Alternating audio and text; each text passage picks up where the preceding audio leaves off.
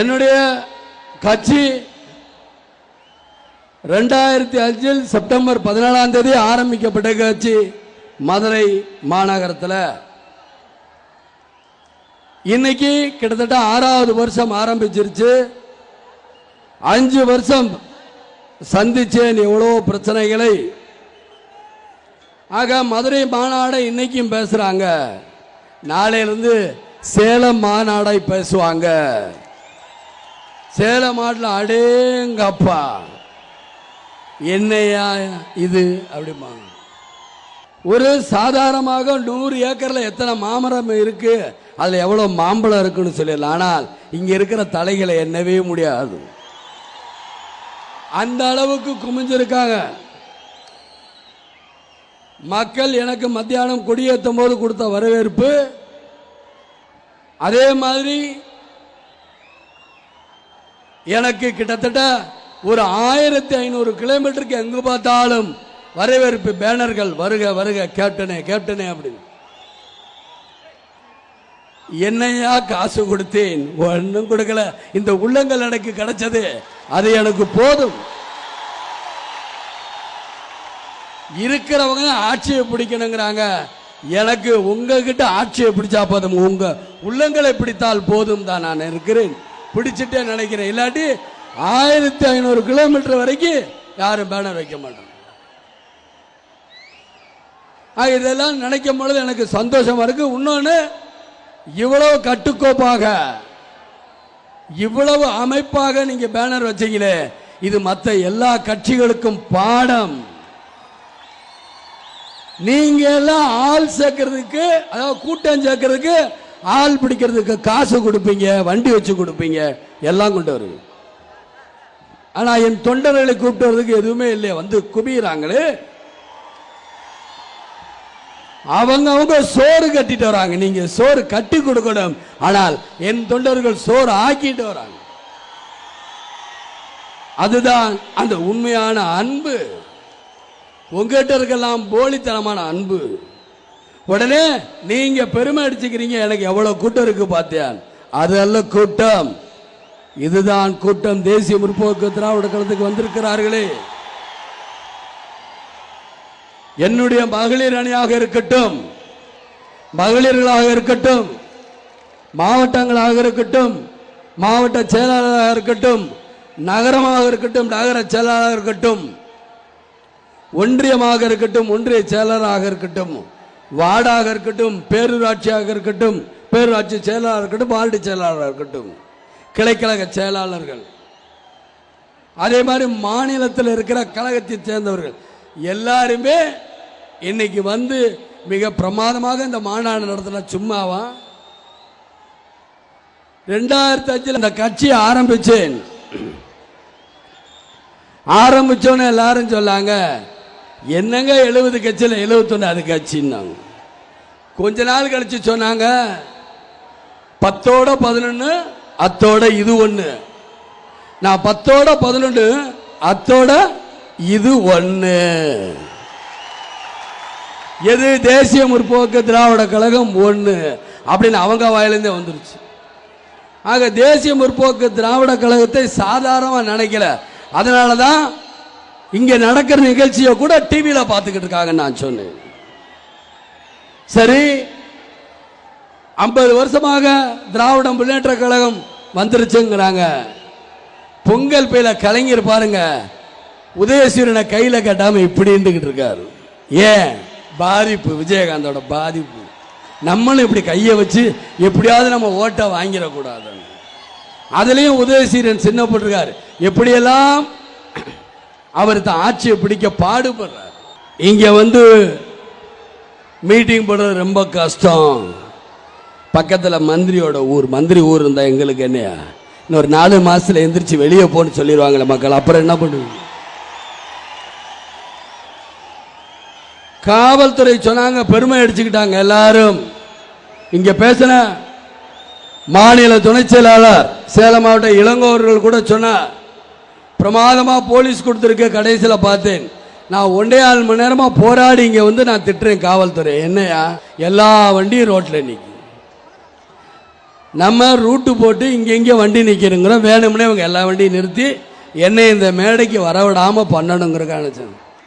நான் என்ன தமிழ்நாடே இன்னைக்கு கவர்னர் ஒரு சேர்ல வர்றாரு, முதலமைச்சர் சேர்ல இருக்கார்.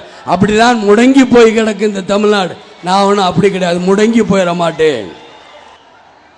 ஏனென்றால் தருமபுரியில் பாட்டே இருக்கு, அந்த பாட்டில் முடங்கி கிடந்தால் சிலந்தியும் கூட உன்னை கேள்வி கேட்கும்னு சொல்லுது. அது மாதிரிதான் நான் முடங்கடுங்கிற அவசியம் இல்லை, இறங்கி இப்படி சுத்தி நடந்து இப்படி சுத்தி வந்து மேடை ஏறி வந்துட்டேன். ஆகையினால எனக்கு என் தொண்டர்களே போதும் பாதுகாப்பு கொடுப்பாங்க. காவல்துறையை சேர்ந்தவங்க கையை கட்டிக்கிட்டு சும்மா நிற்கிறாங்க. ஹோட்டல்ல கூட சொன்ன என்னையா நீங்க பண்றீங்கன்னா சும்மா நிற்கிறாங்க. இப்படி இப்படி இப்படி கலைஞர் வந்தா உடனே என்னையா இல்லை இவங்களுக்கு என்ன பட்டாவா போட்டிருக்கு தமிழ்நாடு. நான் இதற்கு முன்னாடி பெங்களூர் வந்திருந்தேன். ஸ்ரீபெரும்புதூர்கிட்ட நான் வரும்பொழுது போலீஸ்காரர் வரட்டுறார் வண்டி போப்புன்னு. எனக்கு ஒன்றும் புரியல. என்னன்னு பார்த்தா துணை முதல் மந்திரி ஸ்டாலின் போறாராம். குடியாத்த பக்கத்தில் வந்து வெங்கடாபுரம்னு ஒரு ஊர் இருக்கு திறப்புல. அதுக்கு நாங்கள் என்ன பண்ணுவோம், ஏதோ ஒரு ஹைவேல ஒரு ஓரமாக அவரை போக சொல்லு. எங்களை நிறுத்திட்டாங்க 1.5 மணி நேரம். இதுதான் சட்டம் ஒழுங்கை இவங்க பாதுகாக்கிற விதம். ஏன் இதெல்லாம் சொல்றேன்னா, ஒரு என்றைக்குமே கிடையாது, ஒரு காவல்துறை நினைத்தால் இன்னைக்கு நாட்டில் பல பிரச்சனைகளை சாதிக்கலாம். ஆனா எங்கே சாதிக்க முடியும்? பாவம் இவங்க ஏதாவது ஒரு பிரச்சனை அப்படின்னா ஏழைங்க மேலே தான் கை வைக்குந்தா. உன்னை சந்தேக கேஸில் பிடிச்சி உள்ளே போட்டேன், உன்னை இந்த கேஸில் பிடிச்சி உள்ளே போட்டேன், நீ உள்ளே போ வெளியே வாங்க. காவல்துறை எப்படி இருக்கு? பெத்த தாய் தான் ஐயா இது என் பிள்ளைதான் விட்டுருங்கண்ணா மன்னிச்சுங்க. ஒரு எம்எல்ஏ சொல்லணும், இல்லை ஒரு என்ஜிஓ சொன்னாதான் விடுவான். அது அவருக்கு போய் லஞ்சம் கொடுக்கணும், லஞ்சம் கொடுத்தாதான் விடுவாங்க. என்ன கேவலமான பொழப்பு அப்படின்னு எல்லாருமே வேதனைப்படுறாங்க. அந்த அளவுக்கு தான் பாதுகாப்பு எனக்கு கொடுக்கறதுக்கு என்னுடைய தொண்டர்கள் போதும், கட்சிக்கார போது போனா வழி போயிடுவாங்க. அதே மாதிரி இந்த கட்சி 2005 ஆரம்பிச்சு இன்னைக்கு 2011 அடி எடுத்து வைக்கும் பொழுது பொறுக்க முடியாம கலைஞர் அவர்கள் எல்லாருமே பண்ணி என்னுடைய கல்யாண மண்டபத்தை அடிச்சார். எல்லா பிரிட்ஜையும் போய் திறக்கிற ஒரு ஆளுக்கு முந்தி கலைஞர் திறந்தான். அந்த பிரிட்ஜை மாத்திரம் திறக்கல, எல்லாரும் போயிட்டாங்க, அப்படியே இருக்காங்க. அதுல எங்க போனாலும் ஆக்சிடென்ட். போட தெரியாம ஒரு பாலத்தை போட்டாங்க, இப்படி போறதுக்கு இப்படி சுத்தி போறாங்க. விஜயகாந்தோட கல்யாண மண்டபம் இப்படி மேலே இடிச்சுட்டு போறாங்க. முடிஞ்சு போச்சுன்னு அதெல்லாம் கவலைப்படல. ஸோ அதுலேயும் என்னை நஷ்டப்படுத்தினாங்க. வருமான வரித்துறை அப்படின்னு ஒன்று இருந்தது. அந்த வருமான வரித்துறையில் என்ன சொன்னாங்க, விஜயகாந்த் நிறையா சம்பாரிச்சு கோடி கோடியா வச்சிருக்காரு.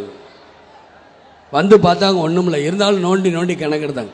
அப்போ நான் அவங்கள பார்த்து கேட்டேன், என்னை மாத்திரம் நோண்டி நோண்டி கணக்கெடுக்கிறீங்களே, ஊரு பூரா கொள்ளையடிச்சு சம்பாரிச்சு வச்சிருக்காங்களே, அவங்ககிட்ட எல்லாம் கணக்கு கேட்கவே மாட்டீங்களா?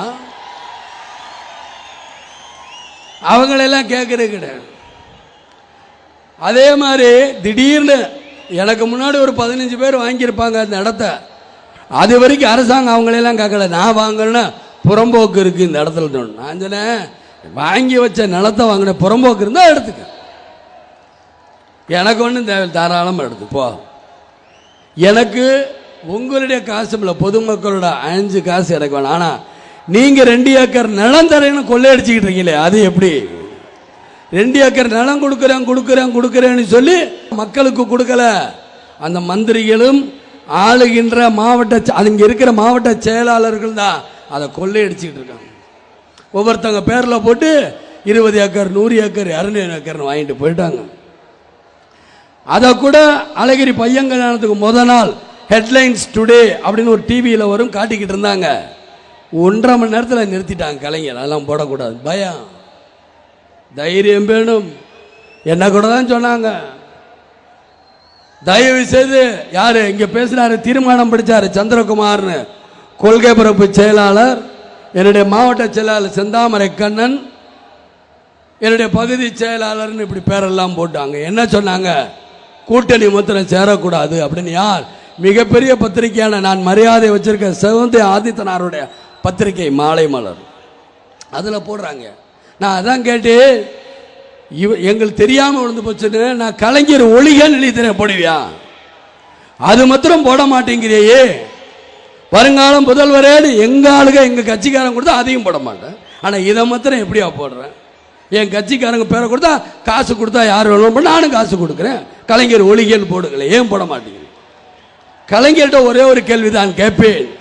என் கட்சியை தோக்கடிக்கணும், என்னை சேர விடக்கூடாது, எந்த பக்கமும் என்னை வளர விடக்கூடாது, இவ்வளவு ஒரு கீழ்த்தரமான ஒரு அரசியலேவா நீங்க அண்டாத்துறையிட்ட பழகுனீங்க, பெறுறீங்க இல்ல பெரியார்ட்ட பழகுனீங்க? யார்கிட்ட பழகாத ஒரு அசிங்கமான அரசியல் நடத்துறீங்க. நீங்க